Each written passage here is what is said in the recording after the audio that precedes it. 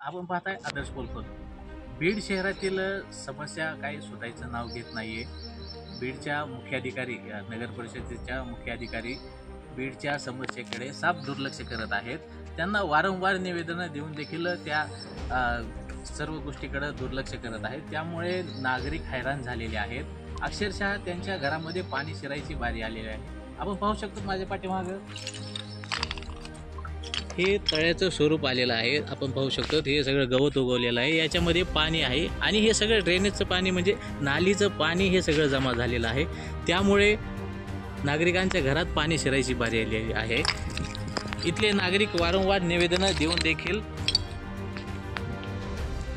या समस्येकडे नगरपालिका दुर्लक्ष करत आहे. त्यामुळे नागरिक अक्षरशः आता हैराण झालेले आहेत. जिल्हाधिकाऱ्यांना देखील निवेदन दिलेलं आहे. मात्र आता या सर्व गोष्टी हे कधी साफ होणार, नगरपालिका याकडे कधी लक्ष देणार. आपण पाहू शकतो ते नालीचं पाणी आहे. ते सगळं नालीचं पाणी येत आहे.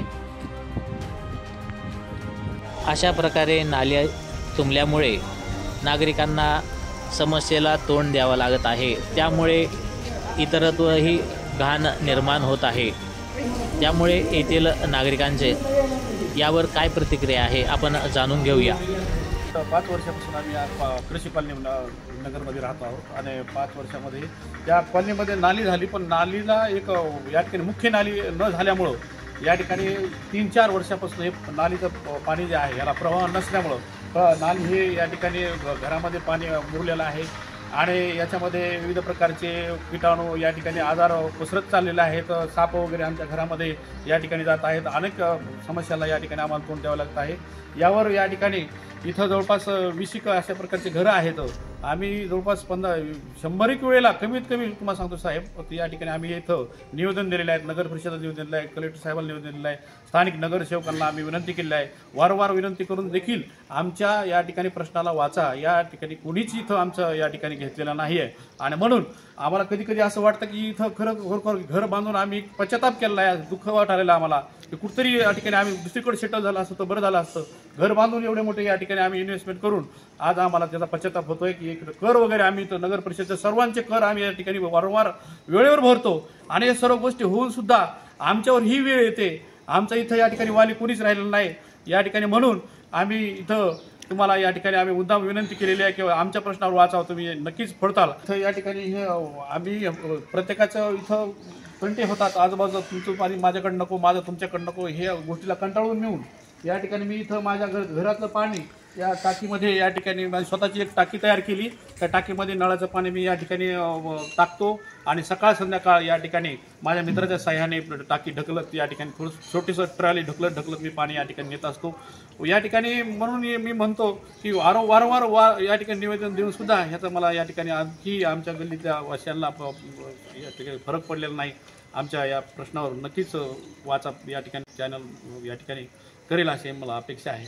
जवळजवळ एक 10 वर्षापासून राहतो आणि कृषी कॉलनीमध्ये अशी नाल्याची जी अडचण आहे त्याच्यामध्ये ड्रेनेजचं पाईपलाईनचं आहे, पुन्हा आणखी जनावरांचं गोमूत्र आहे आणि त्याच्यामध्ये साप तयार होतात आणि ते साप येऊन आमच्या दारामध्ये उभे राहतात.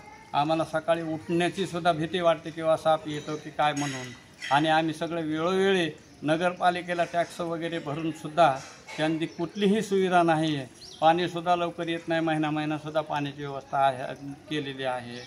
आणि आम्ही सगळेजण सर्वजण नगर परिषदमध्ये मुख्याधिकारी मॅडमला सुद्धा भेटलोत, इंजिनियर सदगल यांना भेटलोत, भंडारी यांना भेटलोत आणि यांना भेटलोत.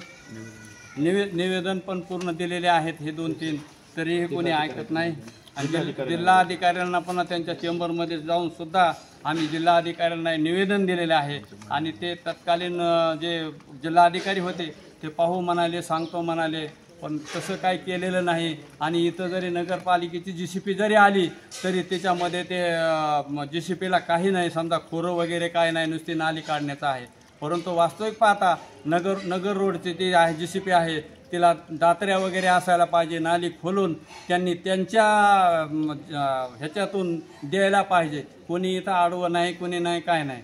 आणि सिमेंट रोड झालेला आहे तो अर्धवट झालेला आहे आणि पुढे सुद्धा तो सिमेंट रोड चांगला करावा असं आम्ही खूप मोठ्या समस्या आहेत. नगरपालिकेला वारंवारही आम्ही कळवलं आहे, कारण जेव्हा पाऊस येतो त्यावेळेस पूर्ण घराने आमचं पाणी जातं आहे. कारण साप, इच्छू वगैरे बऱ्यापैकी त्रासदायक असे प्राणी येऊन आमच्या लहान मुलं असतात, लहान मुलांना त्या चावण्याची जी खूप भीती असते.